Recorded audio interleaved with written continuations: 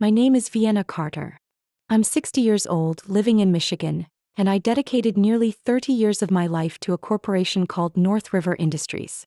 That day, during the company's 50th anniversary celebration, I was invited on stage in front of hundreds of people to receive a plaque for being the most loyal employee.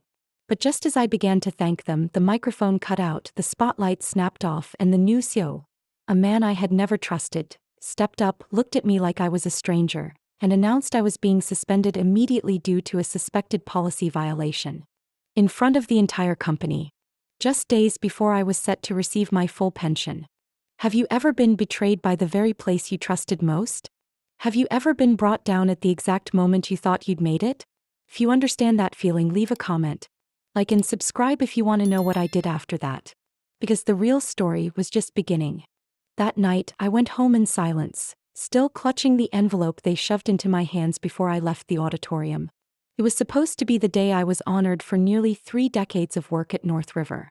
Instead, I stood beneath confused applause and pitying stares, stripped of dignity as if I were a criminal being exposed. The house was just as I'd left it. Quiet, a little colder than usual since my husband Frank passed from cancer. It's been 15 years since I became both mother and father to my daughter Clara. I brushed away the tears, took off my shoes, and walked into the kitchen. Through all these years, this was the one place that hadn't changed. The worn marble countertop. The wall clock that still ran 3 minutes late, like time itself had made peace with being off. I always arrived at the office before 8 a.m. and was usually the last to leave. Not because I was trying to prove something, but because I believed in a thing called responsibility. When something was placed in my hands, it had to be flawless, accurate, not a number out of place, not a word misaligned. I never fit in easily. I wasn't one for smiling in meetings that went nowhere. I didn't cozy up to executives or flatter my way into raises. I just kept my head down and worked. They used to call me the quiet gatekeeper, and honestly, that wasn't wrong. For 30 years, I sat in the same chair, doing the same job, reviewing and approving legal compliance for every transaction that crossed North River's books. A title no one paid attention to, until the company hit trouble and someone needed to clean up the mess they left behind. That person was always me. But I was never recognized. Not once was my name read aloud at a ceremony. Not a single thank you when I saved the company from a $4 million fine by the Food Safety Commission after discovering tainted raw materials from a Midwest supplier. I personally called every distribution center to halt shipments and submitted a report to management within 4 hours. The only response I received was a short email. Good job. Let's not make a big deal out of it. That was how North River worked. They didn't honor those who did the right thing. They clung to those who delivered easy profits. I remember it clearly, 3 years ago, when they decided to acquire a frozen food plant chain out of Wisconsin. A deal valued at nearly $90 million. On paper, it looked like a smart move to expand into the northern markets. But when the file landed on my desk for final compliance review, something didn't sit right. A few figures in the operations report didn't match up. The plant's profit margins were unusually high compared to industry standards. Equipment failure rates and staff turnover were implausibly low. I started asking questions. I still remember the meeting with Kendra Willis, the vice president of operations at the time. She looked at me with calm eyes, twirling her pen like I was wasting her valuable time. Vienna, you're in compliance, not investigations, she said with a slight smile. We need your sign-off by tomorrow to close with the partner. I replied, I can't sign it if I have doubts about the accuracy of the data. Kendra tilted her head, her tone sharpening. You've done a great job helping this company through difficult times, Vienna. I'm sure you don't want to be the one standing in the way of a direction the entire leadership team has already agreed on.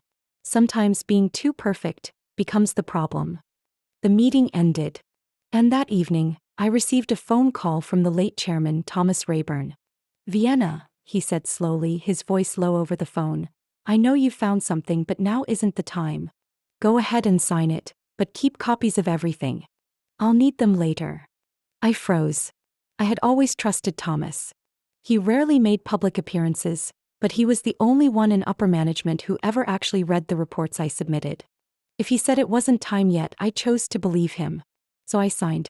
But that night, I backed up every document, highlighted the inconsistencies, and stored them on a secure encrypted drive. I didn't tell anyone. I didn't want to worry Clara, and I had no one else to share it with. 3 years passed. I kept working hard, kept silent, kept cleaning up after rushed decisions. But everything changed after Thomas passed away. His son Zane Whitmore became CEO. Young, eloquent, and calculating. Zane replaced staff rapidly, cutting long-time employees, bringing in so-called high-efficiency performers, whose skills I had yet to see proven. Reports started reaching me later. Some documents arrived pre-processed. Everything seemed suspiciously clean. And then, just 3 days before I was set to receive my full pension, on what should have been a day of honor, they cut my speech short and removed me in front of the entire company like I was trash to be swept away before closing time. What they didn't know was that I still had the original documents from that deal. And the letter Thomas Rayburn left behind, sealed in a drawer, had been waiting 8 months for me to open it. I sat alone in my small home office, the soft yellow lamp light casting shadows across files I would likely never finish sorting. The ticking wall clock pulsed steadily, each beat pressing against my chest. I hadn't opened the dark red envelope yet, the one I found in the locked drawer where I kept things I couldn't bring myself to throw away. I discovered it while gathering old notebooks, planning to clear everything out and stop thinking about North River. But my hand paused when I brushed the corner of the envelope poking out beneath some clippings. The wax seal was intact. No name on the outside. Just a single line in Thomas's familiar handwriting. To Vienna. Open when necessary. I spent several minutes just staring at it. I always thought of myself as a good employee, loyal, thorough, but I never imagined Thomas Rayburn would personally leave me a letter. My hands trembled slightly as I broke the seal and opened it. Inside was a thick piece of stationery, smelling faintly of old paper and Earl Grey, the tea he drank every morning during his final years. I read it slowly, line by line, holding back the surge of emotions. Vienna, if you're reading this, I'm likely no longer around. And North River may have fallen into the hands of someone I don't fully trust, even if that person is my son. I drew in a long breath. That was him. Even facing death, Thomas Rayburn never used flowery words. Zane is intelligent and ambitious, but he hasn't failed enough to know the limits of greed. I had hoped time would teach him. But in case it doesn't, I established a separate holding company, TR Custodial Holdings, to protect the company's core assets and strategic control. And you, Vienna, are one of 3 people I entrusted with oversight. I gripped the edge of the page. My breath caught. In nearly 30 years at North River, I had never imagined I held anything beyond thick stacks of forgotten files. I was never part of the inner circle. But he saw something else. We, myself, Roger Hall, and a third party, set up a structure to preserve the values this company was built on. Transparency, accountability, and respect. You are the only one I trusted enough to hold the final key, the authority to trigger an ethics control clause in case of serious abuse by the new leadership. I leaned back in my chair, the words swirling in my mind. I remembered every time I submitted a report about a minor infraction, every meeting where I was told not to make it complicated, every moment I wondered if anyone actually saw the work I did. Turns out, someone did. I kept reading, and it was as if his voice echoed in my mind, calm, weathered by time. If you feel unsure or face obstacles, call Roger. He has all the documentation needed to verify your role and the internal provisions. But Vienna, remember this. Power is not for revenge. It should only be used when silence begins to destroy what is right. I folded the letter gently, set it down on the desk, then closed my eyes. Something had begun to crack. Not just the loyalty that had been betrayed, but something greater. A life I had clung to so tightly I'd forgotten I still had the choice to let go. That night I couldn't sleep. I made tea, stepped out onto the front porch, and called Roger Hall, the older attorney I had only met twice, both times when he accompanied Thomas to my office and asked me a single question. Do you see anything unusual?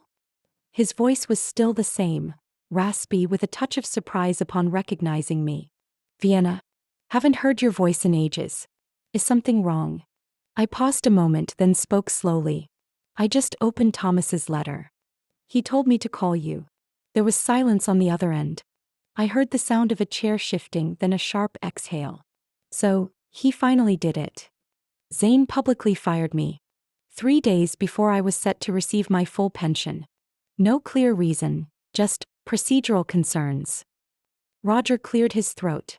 Do you still have the acquisition contract from that frozen food plant deal in Wisconsin 3 years ago? I do, I said. Both the original file and the internal analysis. Was there something wrong with that deal? Not just something wrong. I believe it was the first step in Zane setting up a network to control personal assets and undisclosed investment funds. But I need to verify the documents. And if you're willing, we need to meet. Perhaps tomorrow morning. I glanced at the clock. It was almost 2 a.m. I could nearly hear the pounding of my own heart. No longer from fear, but from something that felt like purpose. Where should we meet? I asked. My office, 4th floor, the old building next to the city theater. Bring everything you have. Vienna. Yes. Thomas trusted you because you never let yourself get pulled into power games. But now you have to accept something. Sometimes, to preserve what's right, you have to step into the gray zones you once avoided. I hung up the phone. Dawn had not yet come. But I was ready for a very different kind of morning. And I knew when the sun finally rose, it wouldn't just mark a new day. It might mark the beginning of a confrontation no one had ever seen coming. The next morning, I arrived at the old stone building beside the city theater, the exact address Roger had given me. The air was crisp and the pale gray sky cast a quiet stillness over the already empty weekend streets. The 4-story building had once been a bank during the Civil War era, now home to a handful of legacy law firms.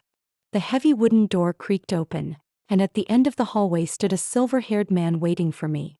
Vienna, he said with a faint smile, his voice deep and warm. I've already made coffee. Come in.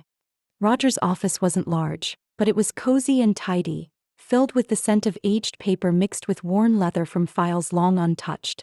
We sat across from each other, a steaming cup of coffee between us like a quiet bridge, though we both knew pleasantries were unnecessary. Do you remember when Thomas came to my office 3 years ago? I asked, my eyes never leaving the rising steam from the cup. I do. That day he motioned for me to wait outside in the car, Roger replied. When he came back he said, she doesn't need anyone to validate her work. But we need to be prepared if it all comes crashing down. Today's that day, isn't it? I nodded. He was right. Roger stood, walked over to the safe behind his desk and opened it. He pulled out a small black box and placed it on the table. Inside was a sealed file, bound with a red seal and stamped with the insignia of TR Custodial Holdings. On top was a separate folder bearing my name, printed clearly in bold. Vienna Carter. 3rd-tier ethics supervisor. Granted the authority to respond and intervene upon evidence of systemic ethical violations. I picked it up, feeling the weight of something I never thought I'd carry. I don't understand, I whispered. I'm not a shareholder. I don't have any financial interest in TR Holdings. Why would I be allowed to intervene?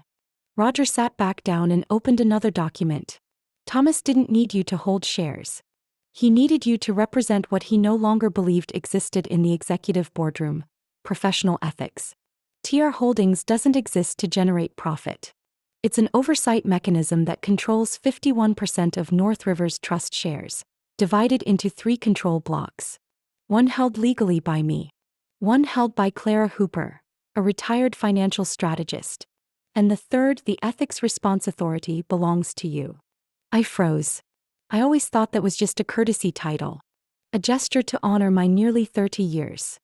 No, Vienna's power. And Thomas gave it to you with full activation rights. Roger leaned in. If the succeeding CEO commits serious ethical breaches, if there's sufficient evidence, and if 2 out of 3 supervisors agree, then the ethics clause is triggered. I stared at him, something swelling inside me I couldn't quite name. What did he call it? Roger gave a tired smile.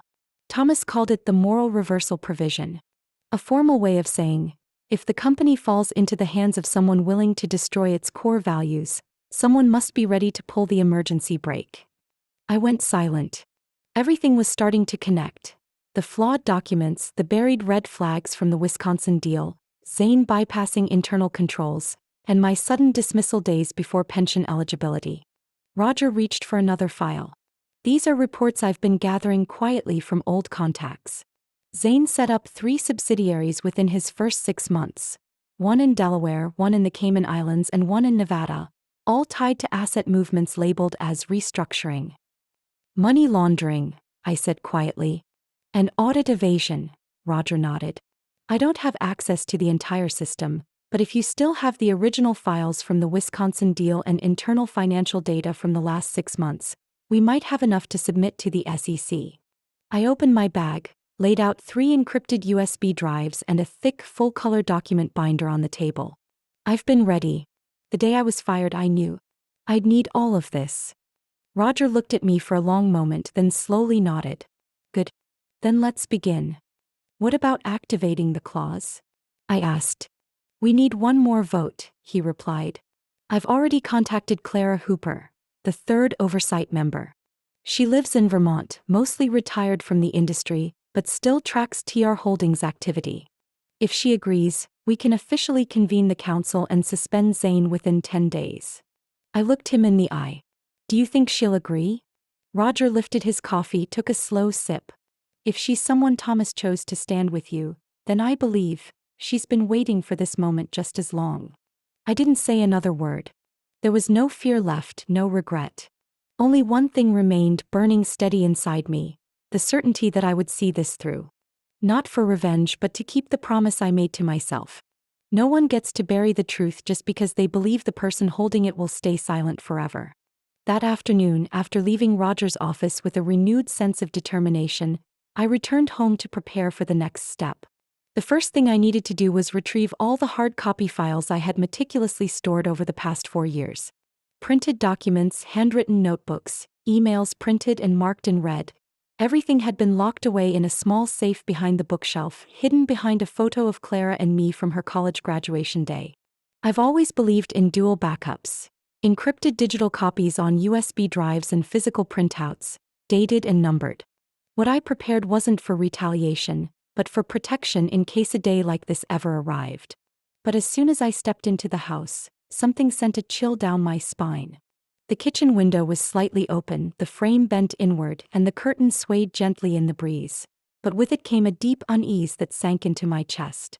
I walked slowly into my office. The drawer beneath the desk had been rifled through, papers scattered across the floor. The photo frame on the bookshelf had fallen, its edge splintered. And the safe, it had been cracked open. A clean hole pierced through the lock, as if whoever did it knew exactly what they were looking for. I stood frozen, unable to breathe. Years of effort built with sweat, caution, and countless sleepless nights, gone in seconds. I checked my hard drives, folders on my computer. Every digital file I had stored at home had been wiped. The hard drive had been removed. No trace left. I collapsed into the chair, trembling. But in that moment of helplessness, I remembered. I had sent a backup of the compiled documents to Jonathan Marks, the only college friend I still kept in touch with, now an investigator at the SC. I grabbed my phone, hands still unsteady. The call rang 3 times before connecting. Vienna. Jonathan's voice came through, surprised but warm. Didn't expect to hear from you. Something wrong? My house was broken into, I said, voice hoarse. The safe was cracked.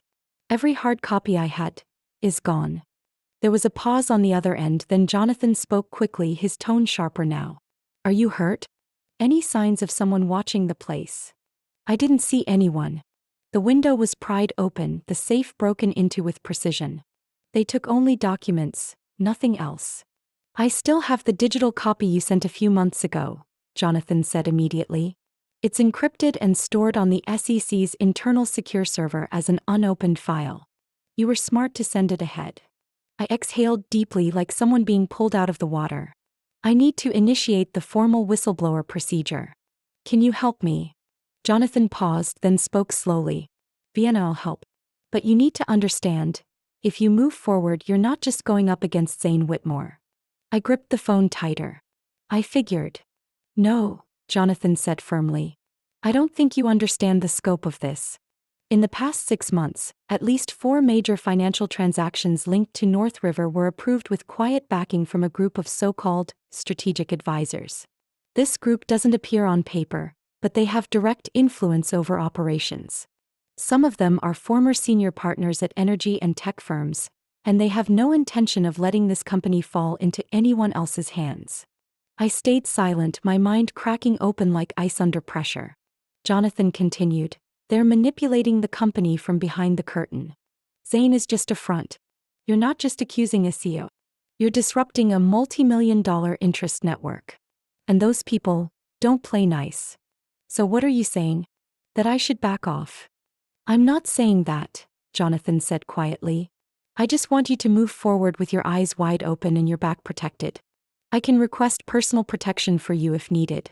But what I need from you right now is every piece of data you still have, and your formal agreement to act as a witness." I looked around the room, once my peaceful retreat after long workdays, now a wreck. "I'll do it," I said slowly. "I've got nothing left to lose. But I won't let them erase the truth from my life." Jonathan exhaled. "Good. Send me any new data you have. Everything from your meeting with Roger Hall this morning. I'll bring it to the SEC's Special Investigations Committee. And Vienna. Yes. Stay in touch. And don't go anywhere alone at night for the next few days." I ended the call, leaned back in the chair. I didn't feel scared anymore, but I wasn't steady either. It was like standing on a bridge that had started to shake, knowing the real shore was ahead, but to reach it I had to cross the most fragile stretch. And maybe, just maybe, they had picked the wrong person to threaten. I sat in front of my computer in the now cleaned-up office, so quiet I could hear the ticking wall clock. Next to me were 3 video files stored separately on an offline drive, locked with 2 layers of passwords. They were recordings I had secretly made 6 months ago, when I was still Chief Compliance Officer at North River. No one knew I had placed a camera the size of a fingertip in my jacket pocket whenever I entered meetings that set off my instincts. These sessions were always held after hours in the 14th floor boardroom, where Zain regularly summoned finance leads, but banned legal and compliance staff from taking notes. It was in those silent rooms that the most dangerous instructions were delivered with the calmest voices. I opened the first video. Zain sat at the head of the table, drawing circles on a notepad with a silver pen, his tone smooth. "I don't care what the real numbers say. We need to adjust internal costs so this quarter's margin hits at least 14%. Otherwise, the bridge loan won't clear." A younger male voice responded cautiously, "But to adjust it that way, we'll have to backdate maintenance expenses. Accounting might push back." Zain looked up, eyes cold. "Then replace the accounting lead. I don't pay people to point out problems. I pay them for results." The second video was from a meeting 2 weeks ago. Zain wasn't even trying to hide anymore. "The final quality report from the Aurora plant failed inspection," a female director said. "If this gets flagged, we'll have a full product recall." Zain flipped through the file, not even looking up. "Re-sign the certificate. Match the inspection date to the previous shipment." "But that's falsifying legal documentation. Do you want to keep your job?" Zain's voice snapped to a cutting edge. I paused the video there. Each time I watched it, I still shivered, not just from the words but from how everyone else in the room said nothing. As if the truth had lost all weight. I moved the 3 video files into separate emails. One to the U.S. Securities and Exchange Commission, including Jonathan's summary on signs of internal collusion. One to the Minnesota State Attorney's Office, where the company was headquartered. And finally, one to WJC Minneapolis, the local investigative news outlet I'd followed for over 20 years. Just minutes after hitting send, I stood up, made myself a cup of tea, and stepped onto the front porch. The afternoon air was cold, wind brushing softly through the trees. Everything around me looked unervingly calm, while inside a storm churned, not of regret, not even of satisfaction, but of clarity. I had just launched a war there was no turning back from. By midnight, the first report surfaced. The financial news site Morning Ledger ran a brief article. "Whistleblower alleges financial misconduct at North River Industries, source from within." Within hours, social media lit up with a leaked video clip, part of the second recording, under the headline, "CEO caught pressuring staff to falsify quality certification?" North River's stock began free-falling as soon as the market opened at 9 a.m. By 10:30, Bloomberg reported, North River loses 12% in one morning after internal leak. Board holds emergency meeting. And most notably, the subtitle at the bottom of the article read, "The meeting excluded current CEO Zain Whitmore."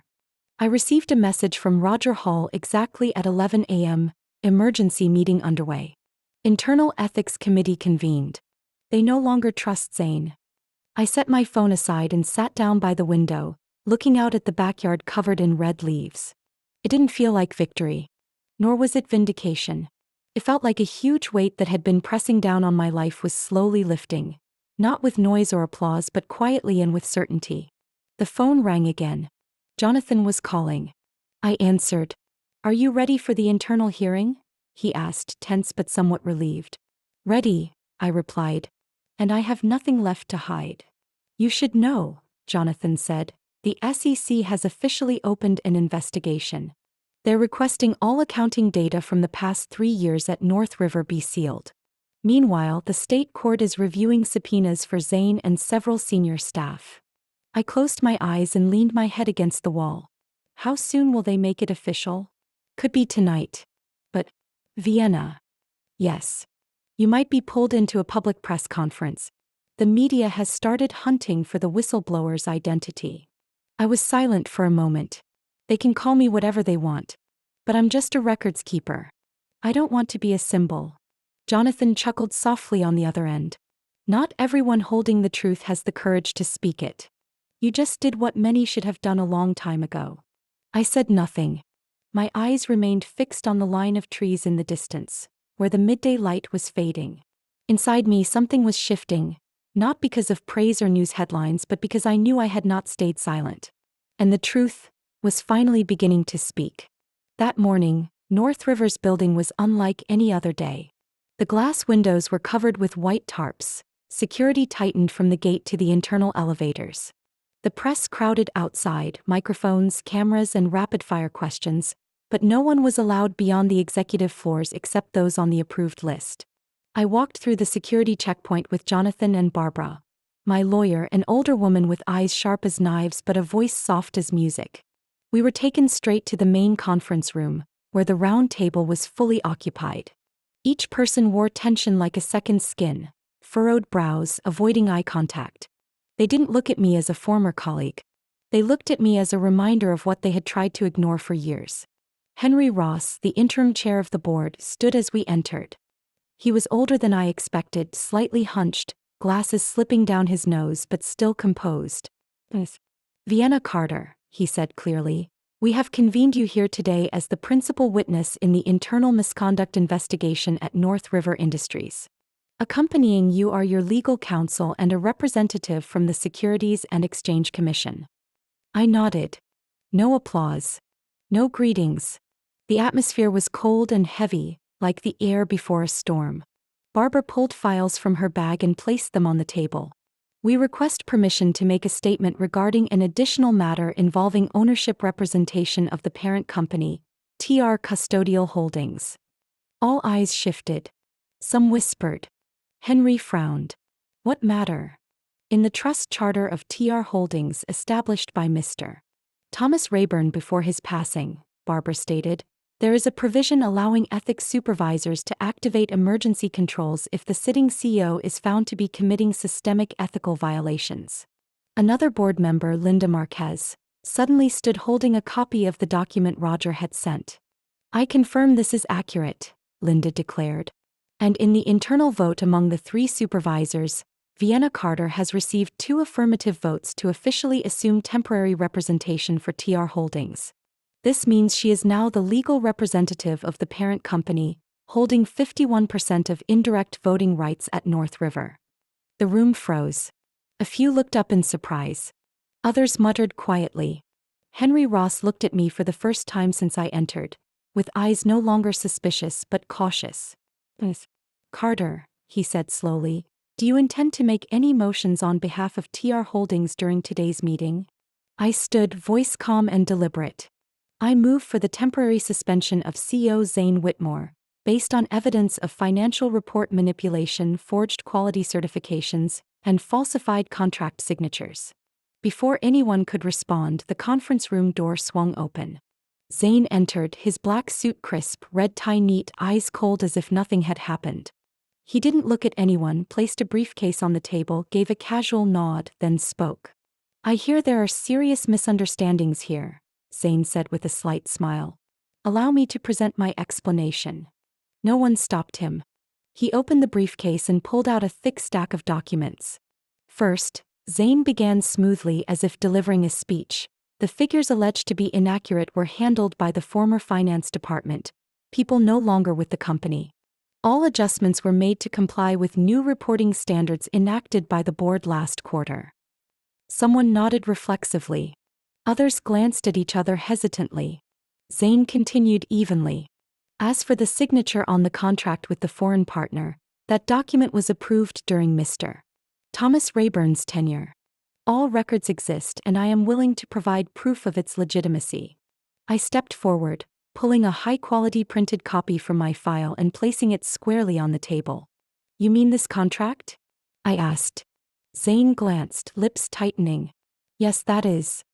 I compared this signature with 8 other legal documents personally signed by Mr. Thomas in his final years. I cut in, opening a folder with handwriting analysis from an expert.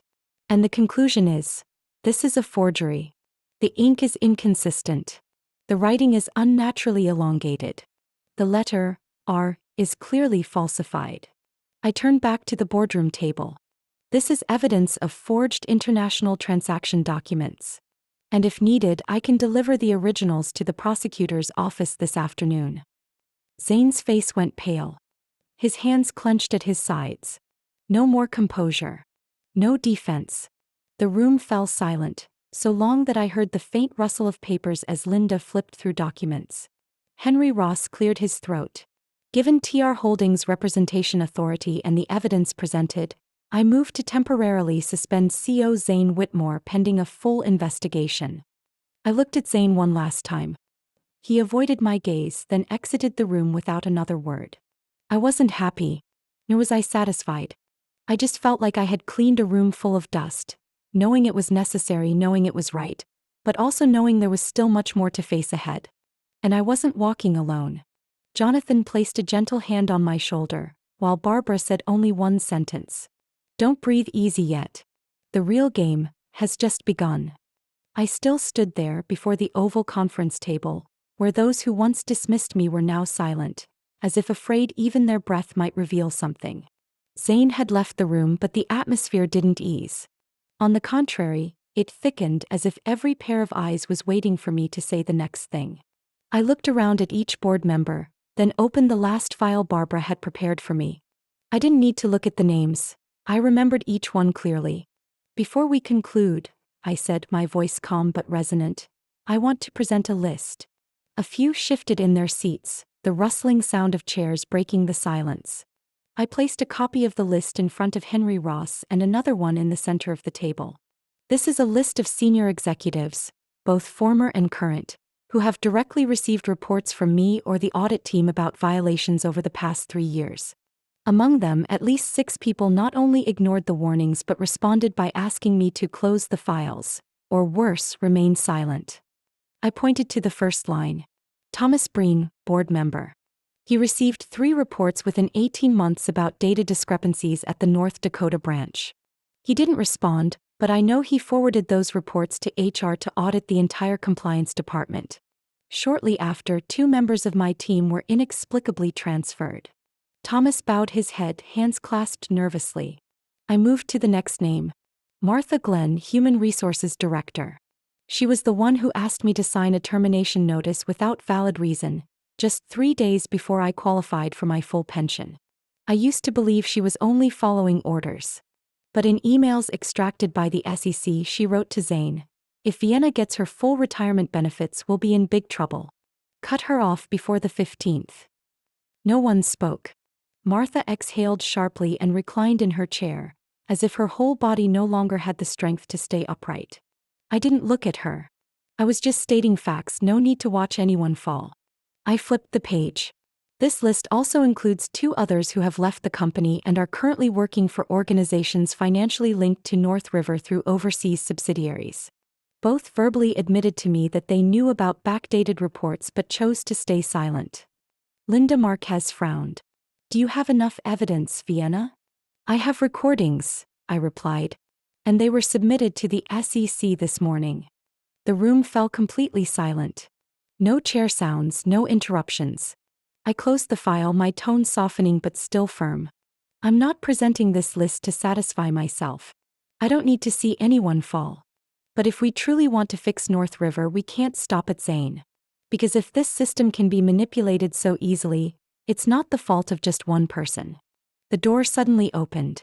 This time it wasn't a late arrival. 3 men in dark suits with badges, accompanied by a silver-gray uniformed officer, stepped inside.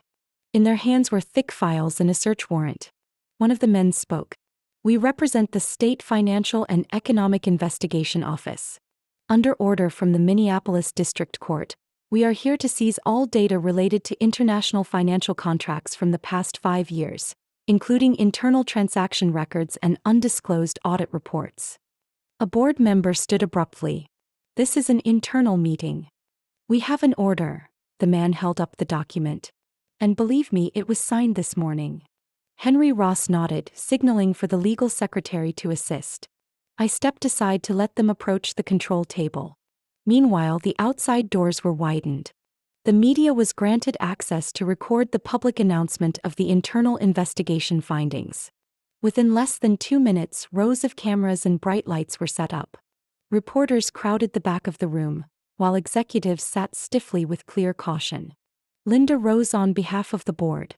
She looked straight into the lens. "We, as the temporary legal representatives of North River Industries, confirm that current CEO Zane Whitmore has been suspended pending investigation. We also confirm receipt of evidence indicating document forgery, financial report manipulation, and deliberate concealment of violations. Those involved will face legal consequences." Outside, hundreds of employees followed the live broadcast on screens placed in the lobby. The atmosphere in the company had never been more tense, but I knew it had also never been more clear. I stood behind the executive seats, silent, clutching the file. Barbara whispered beside me. "You did well." I looked toward the cameras. Under the bright lights and the constant clicking of cameras, I was no longer afraid. Because the truth was no longer hidden in drawers, no longer forced under concealed minutes. It was visible, no longer a warning, but action. And that alone was the only thing that could change everything. 3 months after that fateful meeting, I sat in my temporary office on the ground floor, looking out a window onto the courtyard that had once been a parking lot. Now the space was transformed into a small garden with stone benches, maple trees, and at its center stood a new bronze statue, a woman standing upright holding a file, eyes gazing into the distance. No name, no inscription of achievements. Just a small steel plaque at the statue's base engraved with a single line, "For what is right, whether in silence or courage." I had been invited by the board to serve as interim CEO. They said it was a way to restore trust, to rebuild from the ruins. But I declined. Not out of spite nor fear of responsibility. Simply because I knew my role was over.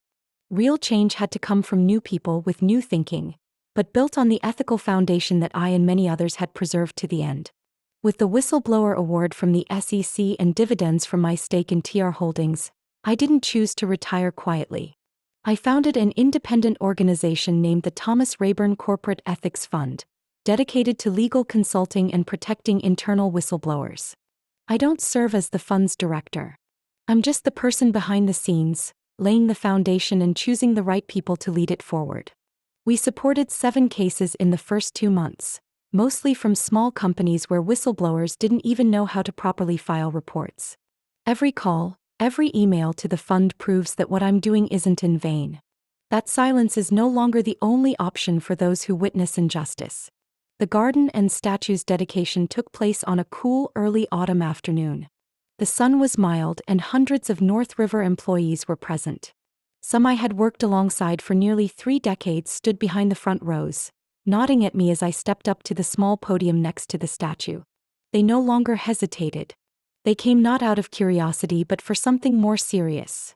A quiet agreement, a silent apology. I didn't bring notes.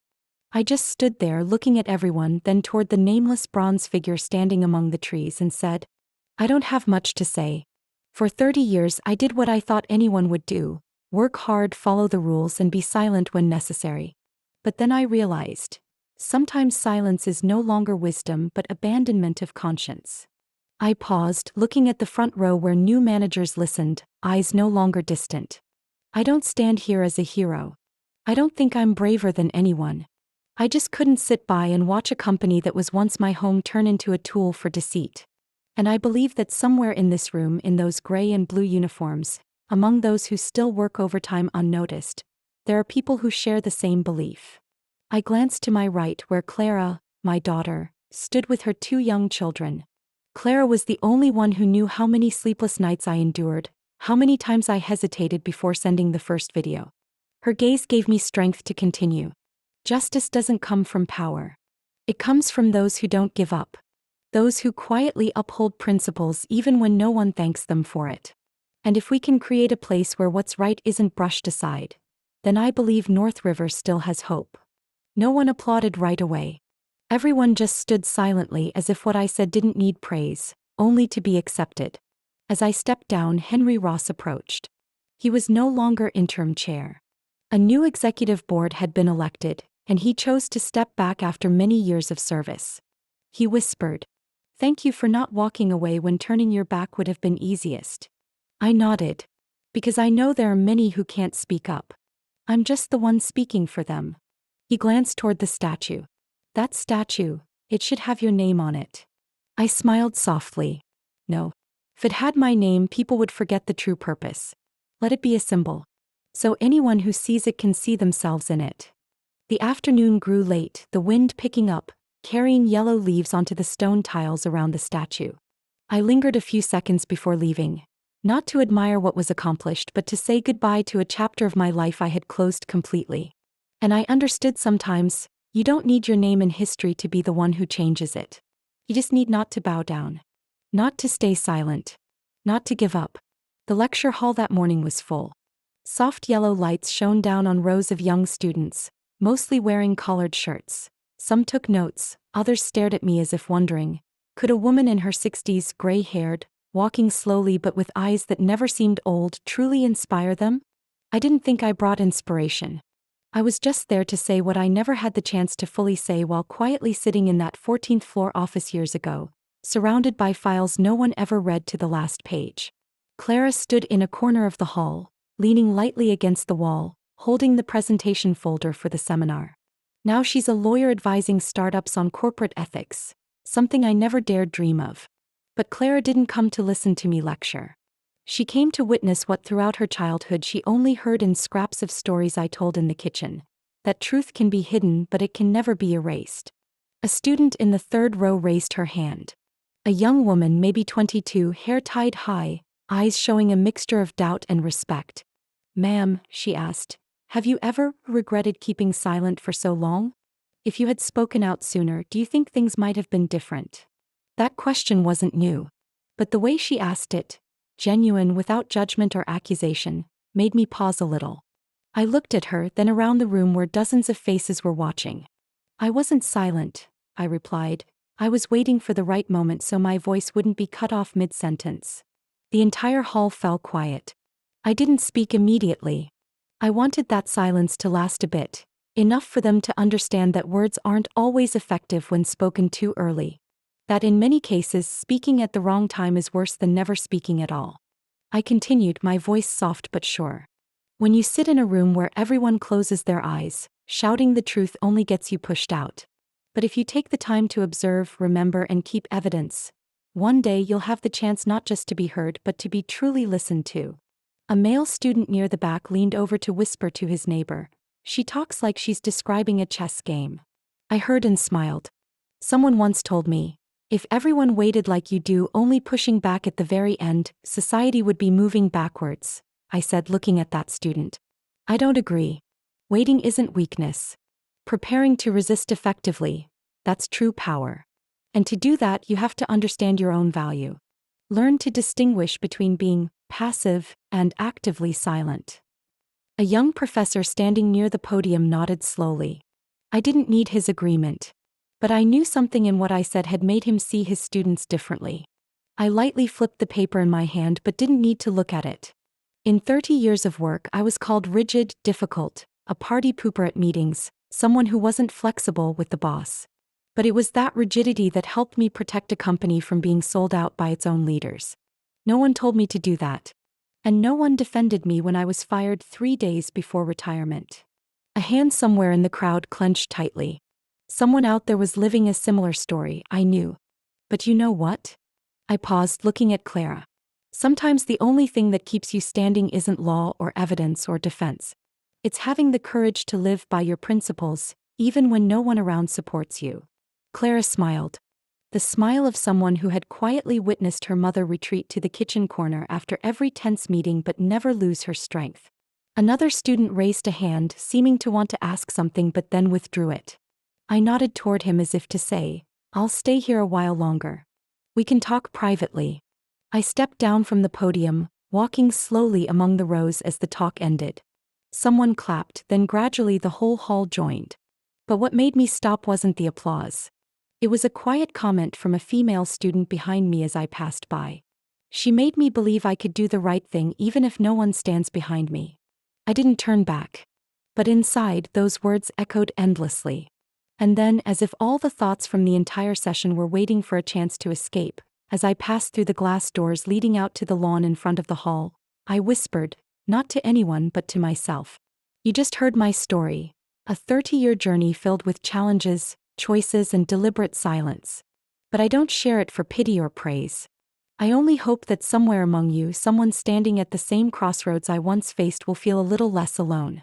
If you've ever stayed silent witnessing wrong, if you think you missed your chance, or if you're waiting for your moment to speak up, I want to hear your story.